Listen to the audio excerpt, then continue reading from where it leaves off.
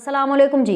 सबसे बड़ी खबर आज की और जो आजकल चल रही है वो यही है 190 मिलियन पाउंड के स्कैंडल की। इतना बड़ा स्कैंडल, तारीख का इतना बड़ा स्कैंडल कि कभी नहीं हुआ होगा कि जो वक्त का वजीर आजम रहा है वो वजीर आजम की सीट पर बैठ के ऐसी ऐसी सहूलतकारियाँ कर रहा है, ऐसी ऐसी सहूलतकारियाँ कर रहा है कि पूरी दुनिया के अंदर उसने पाकिस्तान का जो नाम है वो डबोने की हर मुमकिन हद तक कोशिश की है। ठीक है, और आपको मैं बताऊं कि सिर्फ उन्होंने पाकिस्तान का नाम नहीं डबोने की कोशिश की, उन्होंने अपनी यूथिया ब्रिगेड का तो नाम डबो ही दिया है। इसके अंदर मैं आपको वो सारी तफसीलात बताऊंगी। इमरान खान ने खुद एक बम को लात मार दी है, वो खबर आ गई है जिसका सबको इंतजार था। मैं लगातार आपको इस प्लेटफॉर्म से बताती चली आ रही थी मुज़ाकरात के हवाले से कि भाई ये मुज़ाकरात नहीं होने, ये हो ही नहीं सकते मुज़ाकरात। ये मुज़ाकरात का ये जो ढोंग और जो ड्रामा रचाया गया ये इसीलिए रचाया गया था कि भाई किसी तरह इमरान खान जो है वो कोई डील ले ले, कोई एनआरओ ले ले, और इसीलिए ये ड्रामा रचाया गया। ऐसी शराइत रखी गई इमरान खान की तरफ से कि जी हुकूमत इन शराइत को माने ही ना, और इमरान खान की टांग भी ऊपर रहे, नाक भी ऊपर रहे, और जी वो पतली गली से जो अपनी ब्लैकमेलिंग टैक्टिक्स है ना वो करे। अच्छा अब क्या है कि जितने भी ब्लैकमेलर्स हैं ना वो सारे ही इस हुकूमत को टकर गए हैं। वो दूसरी तरफ मलिक रियाज हैं, वो जी ब्लैकमेलिंग पे ब्लैकमेलिंग, वो जी एक अलग नौयत की ब्लैकमेलिंग कर रहे हैं। मेरे दिल में इतने राज हैं कि मैं अगर बताऊं तो क्या। भाई हम तो चाहते हैं कि जी मलिक रियाज साहब अपने राज बताएं, मलिक रियाज साहब बताएं कि उन्होंने किस किस को कैसे कैसे जो है वो फैसिलिटेट किया, कैसे उन्होंने अपने पैसों का जो मुंह है वो खोला और अपने खुले दिल के साथ उन्होंने सबको नवाजा। अब बात निकली है तो दूर तलक जाएगी, बात निकली है तो फिर दूध का दूध और पानी का पानी ही होगा। ये ब्लैकमेलिंग करने से कुछ नहीं होगा। इधर मलिक रियाज साहब ब्लैकमेलिंग कर रहे हैं, उधर इमरान खान जो है वो ब्लैकमेलिंग कर रहे हैं कि जी रहने दो, टाइमलाइन दे करके। हाँ, टाइमलाइन दे करके। पहले क्या बोल रहे थे, मुज़ाकरात अगर 31 जनवरी तक ना हुए कुछ तो जी हम उसके बाद जी बताएंगे इनको कि हम अपनी जो है वो तहरीक जो है वो जारी रखेंगे, अपनी जद्दोजहद जारी रखेंगे। पता नहीं कौन सी जद्दोजहद है जो एनआरओ लेने के लिए और डिले करने के लिए चाहिए होती है। अब जी 31 भी नहीं, एक और यू टर्न ले लिया, 31 का भी वेट नहीं किया, 28 तारीख का भी वेट नहीं कर रहे। आज क्या तारीख है जिस टाइम पे मैं आपसे मुखातब हूँ, 23 जनवरी है, रात के 10 बज रहे हैं जिस टाइम पर ये मैं वीडियो रिकॉर्ड कर रही हूँ।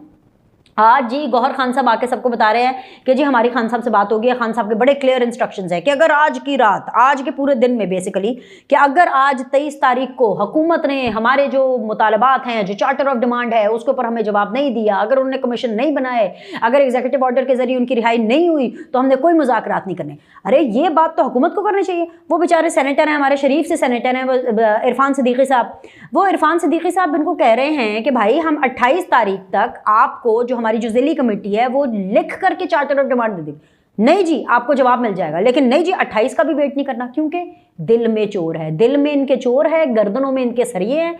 वैसे ये बात करते हैं कि जी नून लीग की गर्दन में सरिया है, जितना सरिया इमरान खान की गर्दन में, पाकिस्तान तहरीक इंसाफ की गर्दन में है, और ऊपर से दिल काले काले दिल वाले और गर्दन में सरिया रखने वाले लोग पाकिस्तान के बारे में, पाकिस्तान की जमहूरियत के बारे में, पाकिस्तान की पार्लियामेंट के बारे में, पाकिस्तान की रियासत के बारे में, पाकिस्तान की तरक्की के बारे में, पाकिस्तान के बारे में क्या क्या अच्छी सोच रखेंगे, क्या रखेंगे वो एक अच्छी सोच।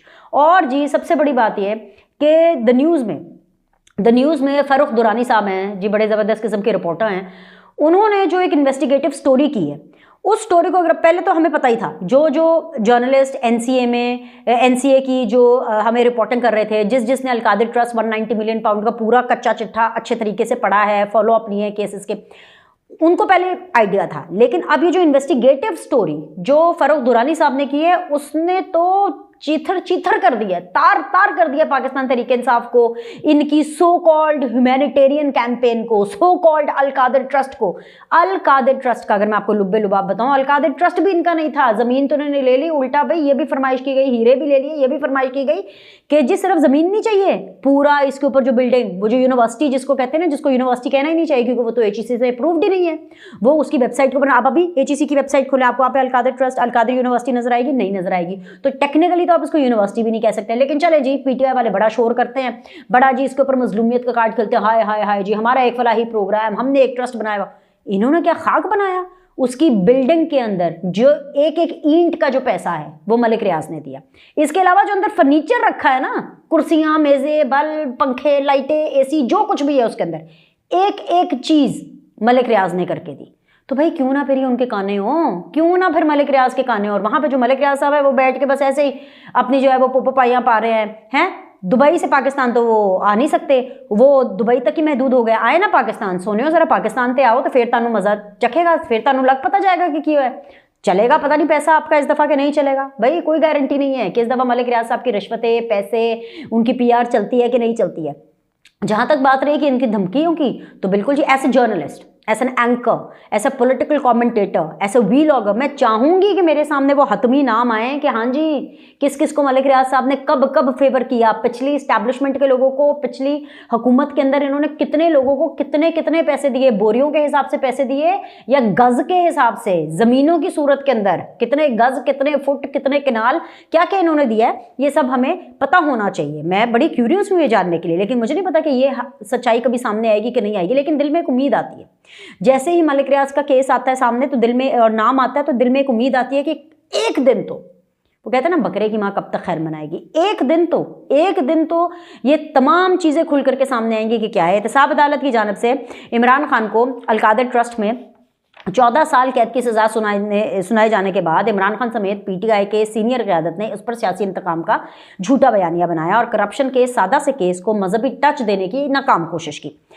द न्यूज़ अखबार में जो सीनियर सहाफ़ियाँ फ़खर दुरानी, उनके छपने वाली स्टोरी ने दस्तावेजी शवाहिद के साथ ये साबित कर दिया है कि इस मामले में PTI और शहजाद अकबर का किरदार एक सहूलतकार का था। सुप्रीम कोर्ट के हुक्म पर मलिक रियाज का नाम ECL में डाला गया, exit control list.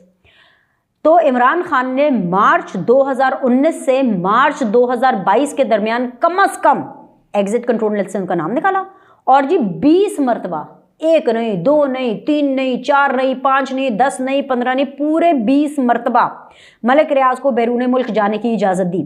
Shahzad Akbar की ट्रैवल हिस्ट्री से मालूम होता है कि उन्होंने भी अगस्त 2018 से दिसंबर 2019 के दरमियान 10 बार बरतानिया का दौरा किया, और यह वही वक्त था जब NCA मलिक रियाज के असासों और माली मामलात की छानबीन कर रही थी।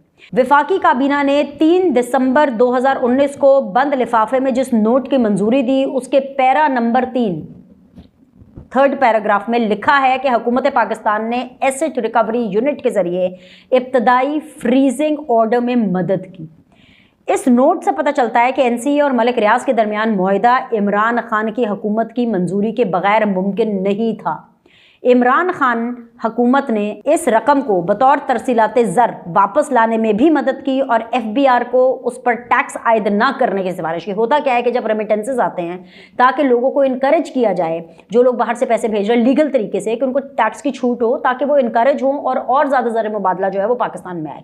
इन्होंने उस चीज़ को रेमिटेंसेज भी शो किया, मतलब एक एक जुमले में, एक एक लाइन के अंदर अलग लेवल का एक क्राइम किया हुआ है। अच्छा जी, इमरान खान की हुकूमत ने वन हाइट पार्क प्रॉपर्टी के हवाले से भी मलिक रियाज को क्लीन चिट दी। 18 अप्रैल 2019 को एसिड रिकवरी यूनिट ने NCA के कंट्री मैनेजर को एक खत लिखकर मलिक रियाज को क्लीन चिट दिलाने में अहम तरीन सहूलतकारी की। 24 मार्च 2021 को बहरिया टाउन और बुशरा बीबी के दरमियान एक्नॉलेजमेंट ऑफ डोनेशन के मुआहदे पर दस्तखत हुए, जो इस बात की तस्दीक है कि मलिक रियाज ने अलकादिर यूनिवर्सिटी की इमारत की तामीर भी अपने पैसों से की। 28 करोड़ रुपए की लागत के अलावा, 28 करोड़ लगे थे उसमें, उसके अलावा जो फर्नीचर है और जो बाकी दीगर सामान है वो भी मलिक रियाज ने प्रोवाइड किया। ये है वो असल कहानी कि किस तरह कदम कदम पर इमरान खान ने शहजाद अकबर के साथ मिलकर मलिक रियाज के लिए सहूलतकारी की। ना सिर्फ बरतानिया में उनकी रकम को अनफ्रीज करने में मदद की गई, बल्कि इस बात को भी यकीनी बनाया गया कि मलिक रियाज की जो अरबों रुपए की रकम पाकिस्तान आ रही है उस पर कोई टैक्स अदा ना करना पड़े। कौमी खजाने को नुकसान पहुंचाने के लिए इस रकम को तरसीलाते ज़र जाहिर किया गया। इसके बदले में ना सिर्फ ज़मीनें ली गई बल्कि उस पर तामीर भी मलिक रियाज से ही करवाई गई। यही है वो करप्ट प्रैक्टिसेस और इख्तियारात का गलत इस्तेमाल जिस पर इमरान खान को 14 साल और उनकी बेगम को 7 साल कैद बामुशक्कत सुनाई गई। इमरान खान की जो बेगम है जिनका नाम है बुशरा बीबी, जो कि अल मारूफ है पिंकी पीरनी, कहलवाते अपने आप को ये पीरनी है, कहलवाते अपने आप को पीर है ये, लेकिन हरकतें इनकी किसी चोर से कम नहीं है। ठीक है, बुशरा बीबी की सज़ा के खिलाफ विमेन कार्ड खेलने वालों के लिए अर्ज है कि बुशरा बीबी सारे खेल में बराबर की शरीक रही। हीरो की अंगूठियों की लेन देन से लेकर अलकादर यूनिवर्सिटी की तामीर तक हर काम में वो बराह रास्त खुद मुलव्वस थी। अलमिया तो यह है कि अपनी चोरी, बल्कि चोरी तो खैर मैं कहती हूँ छोटा लफ्ज़ है, डाका, अपने डाका पकड़े जाने पर इमरान खान या तहरीक इंसाफ को कोई शर्मिंदगी नहीं है, उल्टा उन पर मजहब कार्ड वो खेलने के लिए पेश हैं। प्रोपेगेंडा और फेक न्यूज़ का बाजार गर्म है और जी इतनी शिद्दत से झूठ बोला जा रहा है कि सच कहीं दब कर रह जाता है। लेकिन अब ये झूठ बोलने वाले भी अपनी खैर मना लें, क्योंकि इसी फेक न्यूज़ इंडस्ट्री को काउंटर करने के लिए विफाकी हुकूमत पीका एक्ट तरमीमी बिल ले आई है, जिसमें हर झूठी खबर पर 3 साल कैद और 20 लाख रुपए जुर्माना होगा। इस्लाम मुखालिफ, पाकिस्तान मुखालिफ, अदलिया और फौज के खिलाफ मवाद गैर कानूनी ऑनलाइन मवाद शुमार होगा। किसी जुर्म पर उकसाना, जाली या झूठी रिपोर्ट्स देना, गैर शाइस्ता, गैर अखलाकी और तौहीन अदालत का मवाद भी गैर कानूनी मवाद कहलाएगा। वफाकी हुकूमत कौमी साइबर क्राइम तहकीकाती एजेंसी कायम करेगी जो इन सारे मामलात को देखेगी। इसका मतलब ये है कि ये दोबारा से एक मुनज़्ज़म तरीके से जो ये प्रोपेगेंडा करते हैं पीटीआई वाले, अब इनके ऊपर उसी मुनज़्ज़म तरीके के साथ ऑर्डिनेंस के जरिए, एक एक्ट के जरिए, basically not even ordinance, sorry, एक एक्ट के जरिए जो है इनके ऊपर अब हुकूमत ने क्रैकडाउन करना है। मैं आपको बताऊँ, ये जो पेका एक्ट है 2025 का, इसके अंदर इलेक्ट्रॉनिक मीडिया और प्रिंट मीडिया नहीं है, ये सिर्फ और सिर्फ डिजिटल मीडिया के लिए है। और डिजिटल मीडिया के ऊपर जितने डॉलर के आशिक सिर्फ डॉलर कमाने के लिए जो लंबी लंबी फेंक देते हैं ना, जो लंबी लंबी खबरें दे देते हैं कि जी वो इस्टेब्लिशमेंट ये कर रही है, फौज ये कर रही है, इमरान खान इस दिन बाहर आ रहा है, इमरान खान उस दिन बाहर आ रहा है, असल खबर ये है, ये तो इसके पैसे नहीं थे, ये तो हुकूमत ने करप्शन की है, ये तो मलिक रियाज ने कुछ नहीं किया है, ये तो इमरान खान ने, ये जितने आपको डॉलर के शदाई लोग सिर्फ डॉलर कमाने के लिए जो गंदी और झूठी ब्रेकिंग न्यूज़ देते हैं, जो एक लाइन की खबर को, जो सीधी असल खबर यह है कि इमरान खान जेल में थे, जेल में हैं और आइंदा कुछ अर्से तक जेल में ही रहेंगे जब तक उनको एक लीगल कवर या अदालतें उनको किसी सूरत पे बाहर नहीं निकालती। तो इस एक चीज़ को मिर्च मसाले लगा लगू के, खूब ढेर सारे तड़के लगा लगू के, जो अपने व्लॉग्स में, अपनी टिकटॉक के ज़रिए, अपने शॉर्ट्स के ज़रिए, अपनी डिजिटल मीडिया के ज़रिए जो ये कैंपेनिंग करते हैं, अब इनके ऊपर सीधा क्रैकडाउन होगा।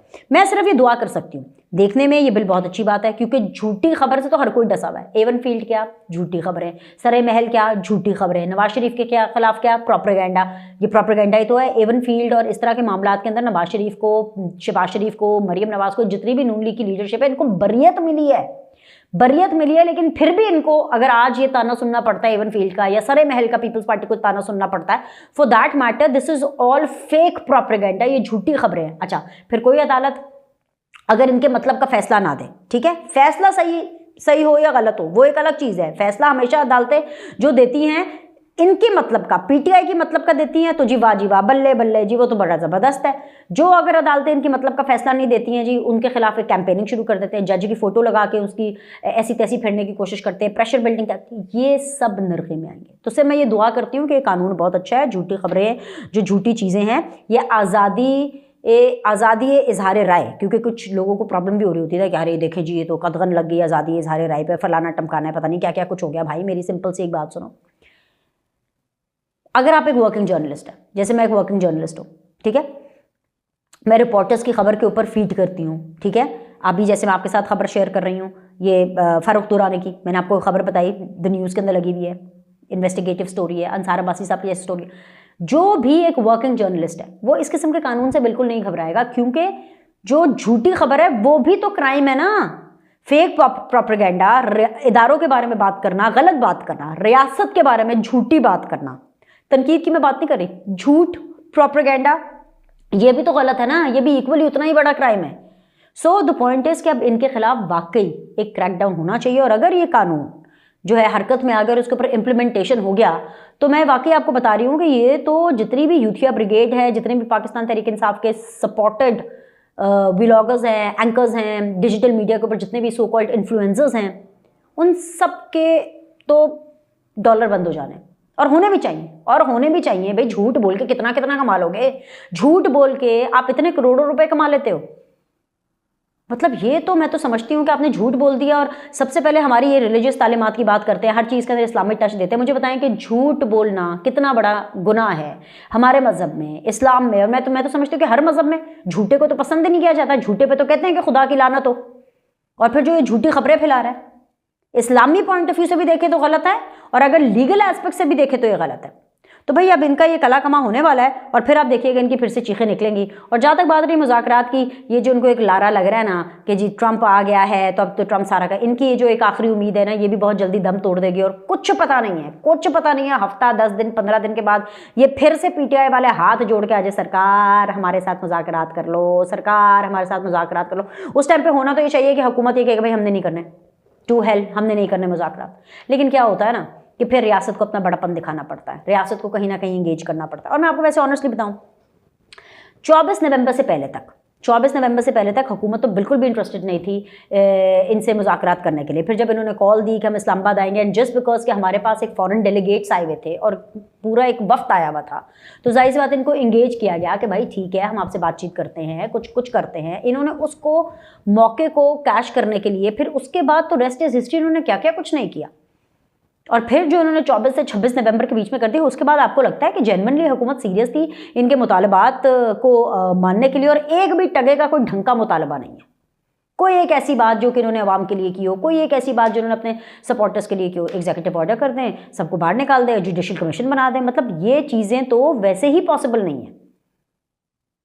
इसको समझने के लिए आपको किसी भी पॉलिटिकल पार्टी का कोई सपोर्टर होने की ज़रूरत नहीं है। जो केसेस अदालत में चल रहे हैं उसके ऊपर आप जुडिशल कमीशन कैसे बना दें, आपकी शहादतें हैं, आपके इतराफ़ात हैं, कैसे बना दें जुडिशल कमीशन, एग्जीक्यूटिव ऑर्डर के ज़रिए कैसे बाहर निकाल दें, नहीं हो सकता भाई। आप हैं कौन जिनके लिए करें? झूठे, चोर, करप्ट। ये तो जिस तरह के केसेस और जो फैसले आपके हवाले से आ रहे हैं और जिस तरीके से करप्शन की दास्तानें आ रही हैं, ये तो पता चल रहा है कि तारीख़ में पाकिस्तान की वजारत उज़्मा में इससे बड़े ठग और इससे बड़े चोर नहीं आए थे जो कि इमरान खान के टाइम पर थे। जितनी चोरी इमरान खान ने कर ली, जितनी करप्शन इमरान खान ने कर ली। और मुझे तो अफसोस होता है कि इस जैसे बंदे को अदालतों ने सर्टिफाइड सादिक और अमीन कहा हुआ था। बस आज की बस इतनी सी बात है, अभी के लिए इतना ही। लाइक करें, सब्सक्राइब करें, आपसे अगली वीडियो में मुलाकात करते हैं।